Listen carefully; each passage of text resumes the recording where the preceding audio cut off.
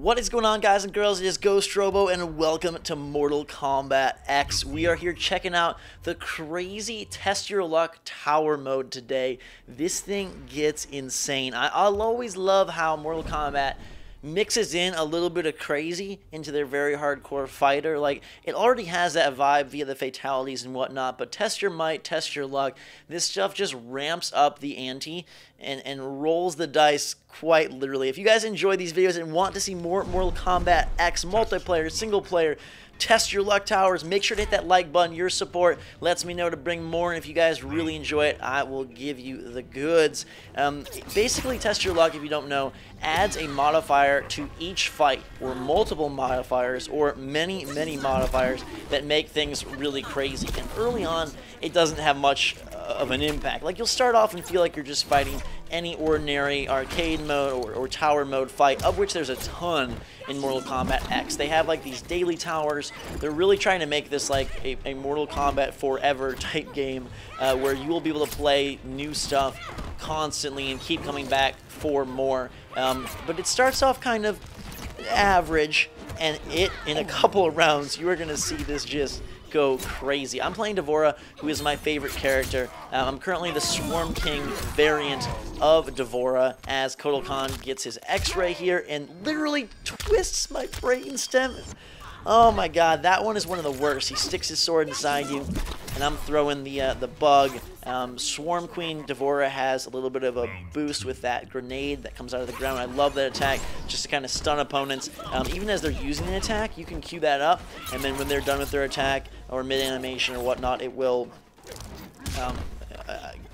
break what they're doing. I'm not sure exactly how the framing of all that works, so don't quote me on it, but definitely it seemed like there were times where it was stopping them, or at least throwing them off their game. Again, I'm playing this on Xbox One, 60 frames per second. It looks really good on next gen. I don't know that I can say it enough. Like, I was really kind of concerned with how this game would look, especially when it was announced as a cross-gen game way back when, but it's coming together super nice. And as we lead up to release here, I think this is one of like my favorite looking current gen games. The style is just, it's really on point. They nail the Mortal Kombat look, and it for sure looks better than ever. We're moving on to floor 2 here. Scorpion awaits, and you'll see that now we have 2 modifiers in play for both of us.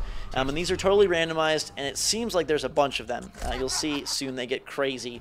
We both get health regen, and he gets a buff up, which is kind of unfair, but they have to stack the odds against you to make things really crazy. So we'll both slowly be regaining health, which I love just how it makes you change the way you play. So obviously, like, a health regen modifier would encourage you to be more aggressive. Later on, there's things where you want to stay off the floor, you want to keep away from throws, all sorts of things like that, that kind of give you a way to improve your game in like a really unorthodox way. I think it's kind of cool. See, right there, that's exactly what I'm talking about. Post attack, maybe it doesn't interrupt the actual animation, but post his attack, it will then pop and grenade him up, which I just think is such a sweet move.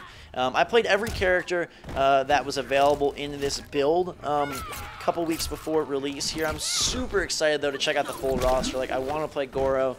I want to play Predator when that DLC comes out. I want to play some more of the girl characters as well. In the build that I played, there was only D'Vorah and Katana, but I want to see how Melina and the rest of the crew, how they combat, how they fight. D'Vorah is ready for round 2 here. Health regen will not keep us away from Scorpion. This is Inferno Scorpion, who is my favorite Scorpion. A little bit of extra fire, feistiness added to his arsenal.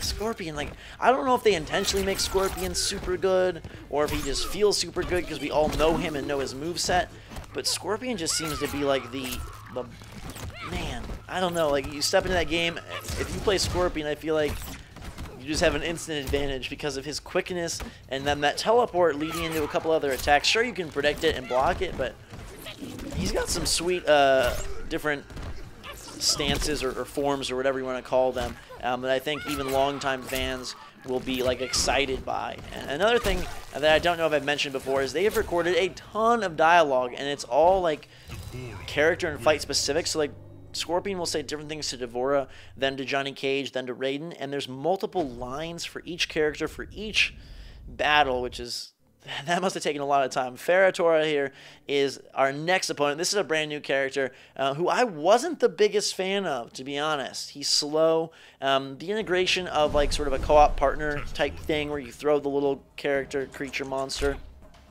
is interesting. I'm easily wounded, which sucks. He has Frost Touch, which is awesome for him. And then we both get slow start. Oh, I love this fight. Oh my god, wait till you see this. Who cares if Ferratora is not like one of my favorites at all? This slow-mo battle here, it's like they've somehow like brought like a little bit of like Super Smash Brothers insanity into Mortal Kombat while still keeping like the much more grounded and hardcore fight system. It's pretty awesome. So the slow start just makes things like really slow at the beginning of the fight, and then it seems to go away. And now we'll just finish him off with a little grenade pop, get him the tornado, get the throw, and then we make him pay. Good night, Ferrator. We'll see you later. Alright, he's going to get the X-ray here, crushing my skull beneath my cape. Can't even see it. It's so brutal. The ribcage goes pop, and then... Oh my god! In comes the demon with the claws to the eye. My brother liked playing with Ferrator, so I'm sure some people will enjoy him. It was not the character for me. I'm never really a fan of big, slow guys. I'm not sure if you...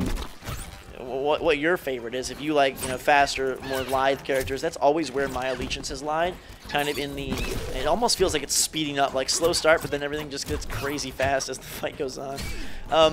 I just always like kind of more of the like stealthy, assassin, quick, a bunch of hits type characters rather than the big slow ones. Although I will say that in Injustice, towards the end of that game's kind of life cycle, I really started to enjoy playing as the bigger, beefier characters like Bane and just those guys that had more... Their attacks, some of them were just super... crazy. Who's the guy I'm forgetting? My favorite big brute from Injustice. We're facing up against Kano here. Let's see what the modifiers are. We've got infinite... Oh, this is a crazy fight too. Infinite super meter, narcolepsy, so people can just fall asleep. The timer goes up to 120, but how will that possibly matter when we have infinite super and absolutely no health? So it's all about who can get the first X-ray, and it looks like I get it. And we'll seal the deal. Doomsday is who I was thinking of from Injustice. I love that guy. His move where he rises to the sky and then crushes back to Earth, that is just a dangerous attack. All right. Again, you can see how this just would really mix things up. If you've been fighting like for an hour and you're just kind of like, man, I want to end on a funny note or I want to end on a crazy note as we stick our freaking stinger through the back of his head and out his mouth. That's an incredibly quick victory right there for you. Infinite supers. And we get flawless victories. Brilliante. Kung Lao is opponent number 5 as we continue to climb the tower. And the stakes rise as we add more and more modifiers. I was like, is it going to stop? Is it going to stop? Are they going to... How high can we go and how many modifiers will they add? Like, what happens when there's double-digit modifiers? All right, let's see what they got cooked up for us today. Infinite timer. All right, that's not too crazy. Gift of armor. So these are little, like, emblems that drop from the sky and give you bonuses, I guess. It's kind of weird. Haste, armor, and we have God Fists. So as we're fighting here, this is kind of a more regular fight with Kung Lao, but we will be gaining basically perks. They remind me almost of like Call of Duty looking perks that we add, and then will make us faster, more armor, which is just kind of crazy as we dismantle Kung Lao with a lot of speed here.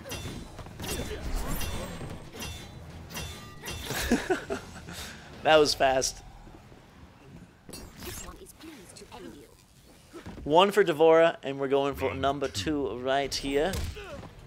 Come on, Devora.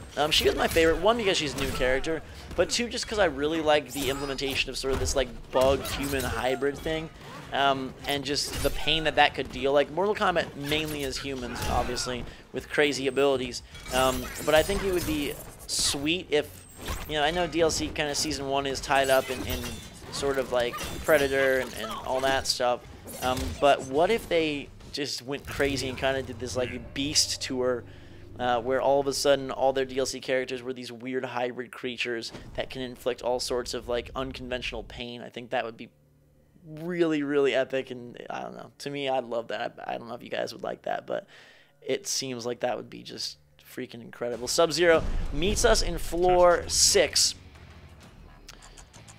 He's the Cryomancer, and we have, what do we got here? Gotta get closer to see this. No enhanced specials, Floor of Flame, Hell Hands, 15-second round timer, and health regen. Great. So the floor is gonna light on fire. Things are gonna grab us from beneath. Falling heads drop down from above, and we have health regen. This is just absolute madness. So you've got dead people's craniums crushing us, pillars of fire, and only 15 seconds to either survive or crush in this fight. And with health regen on, we're all kind of playing defensive here to avoid the hell hands, avoid the fire spouts, but I get the X-ray on him, which is going to probably seal the fight here.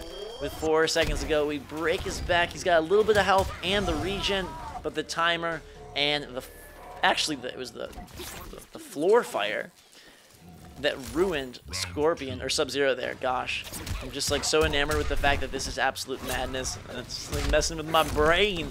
I'm sure these characters are like, what the heck is going on? We've got stuff falling, stuff rising.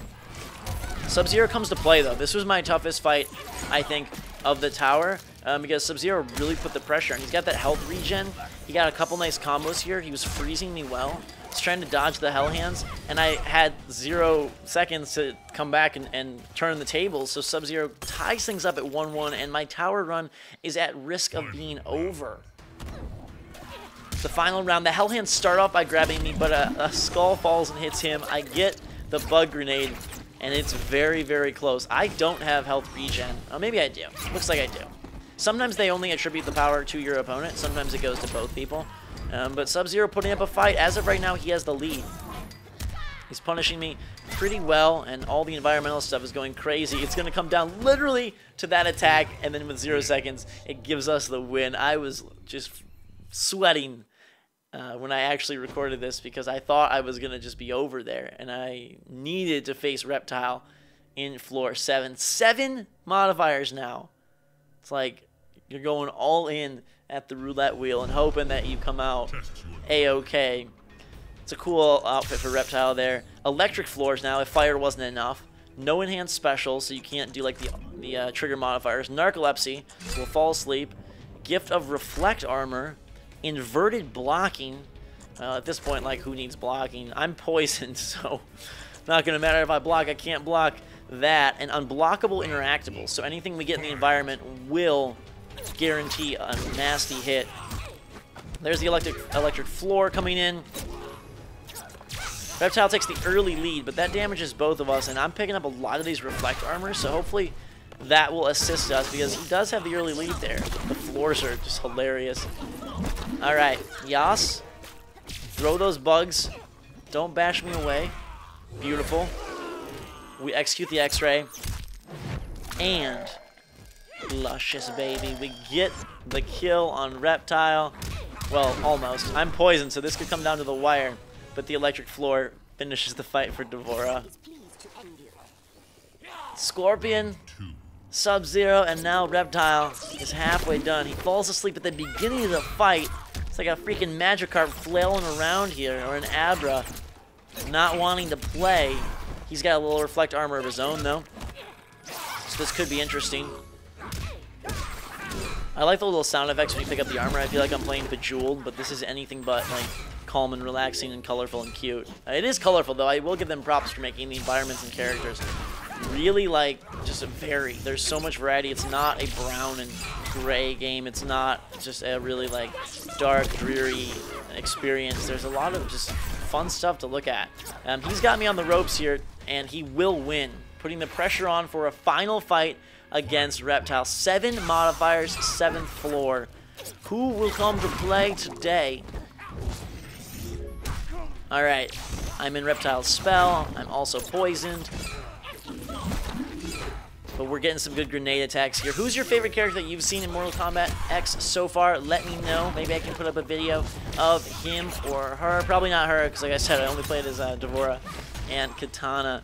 on the female side of things. But let me know in the comments below, and I'll do my best to bring it your way. Make sure to hit that like button if you're enjoying the MKX content, because that does let me know that I should make it a full series and do more. But I'm planning on doing some interesting, like, battles with Jake and some tournament type stuff, so that should be fun. Reptile, though, is taking this down literally to the end, and the electric floor saves the day. Environmental karma coming back to bite this sneaky snake. That is going to do it for today's video. That is where the tower tour ended in the build that I played. I'll probably see how far I can push that thing, how many modifiers when the full game comes out soon. Until that time, though, guys and girls, thanks so much for watching. A fantastic day. Drink so much. I hope you had fun, and we will see you all later.